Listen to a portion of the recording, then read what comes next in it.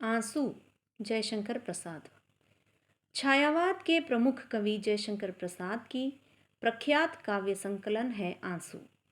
आंसू, जैसे नाम ही सूचित करता है, एक विरह काव्य है। जब व्यक्ति का मन दुखी होता है, पीड़ित होता है या व्याकुल होता है या किसी की स्मृति में बार बार मन दुखता है, तभी आंसू अपने आप आंखों से बहती जाती है। कवि ने इसी आंसू को अनेक रूपों में वर्णित एवं चित्रित किया है।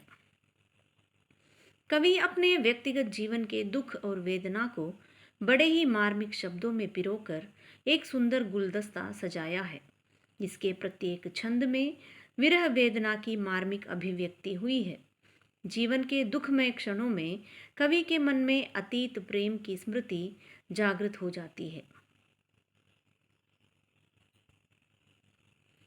आंसू मुक्तक शैली में रचित विरह काव्य है। इसका रचना काल लगभग 1923-24 ईस्वी की है तथा प्रकाशन 1925 ईस्वी में साहित्य सदन चिरगांव झांसी से हुआ था। इसके प्रथम संस्करण में केवल 252 पंक्तियां थीं, किंतु जब इसका द्वितीय संशोधित संस्करण श्रावणी पूर्णिमा सन 1933 में भारती भंडार प्रयाग से प्रकाशित हुआ, जिसमें पूर्व रचित छंदों के क्रम कुछ बदल दिए गए और कवि ने कुछ अन्य छंद रचकर इसमें जोड़ दिए, इससे आंसू में कुल 680 पंक्तियां हो गई थीं। आजकल यही संस्करण प्रचलित है। इस कविता का मूल भाव करुणा और प्रेम है।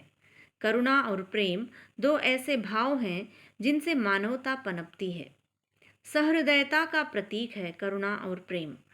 कवि यह अच्छे से जानते हैं कि इस पूरे संसार को करुणा और प्रेम की आवश्यकता है, जिससे मानव संवेदनशील होता है और प्रत्येक जीव से प्रेम भाव रख सकता है। अतः प्रत्येक जीव से संवेदनशील भावना की प्रतीति प्रस्तुत कविता का मूल उत्स है।